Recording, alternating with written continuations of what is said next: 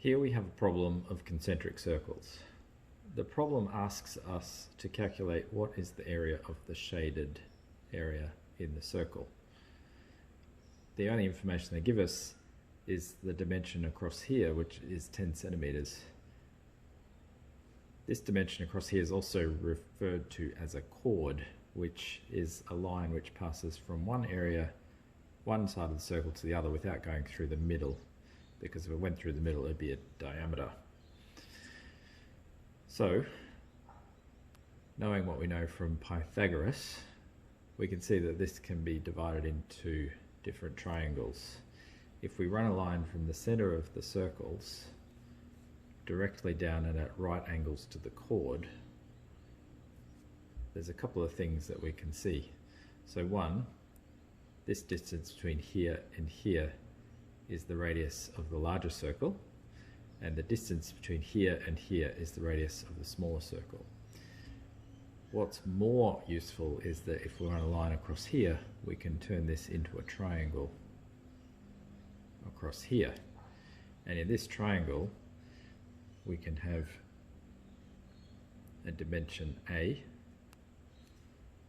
a dimension B, and we also know that the dimension here is half of this chord, which is 5 centimeters.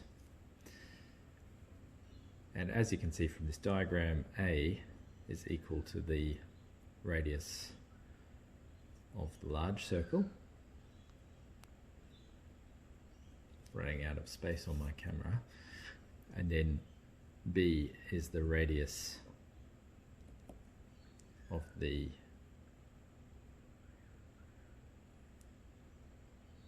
other circle. I've got them round the wrong way, but you know what I mean. So B is the radius of the large circle and A is the radius of the smaller circle here. So that neatly fits into a nice right-angled triangle. So we can now say that even though we can't calculate B directly, we can tell what B is in terms of A. So we know that A squared plus B, well, I've confusingly named them, but A squared plus 5 squared equals B squared.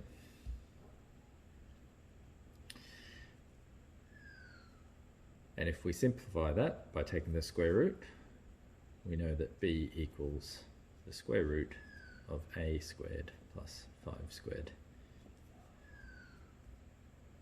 or also A squared plus 25. Yeah?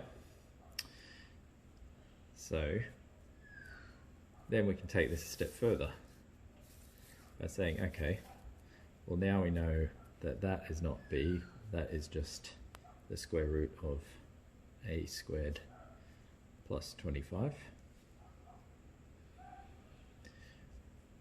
And that we're trying to figure out what the shaded area is, so we need to know what the large circle is. And so we know from year 6 maths, or even maybe year 5 maths, that the area of the large circle, or any circle, is pi r squared. So the large circle is pi times the square root of A squared plus 25 squared, which just gets rid of the square root sign.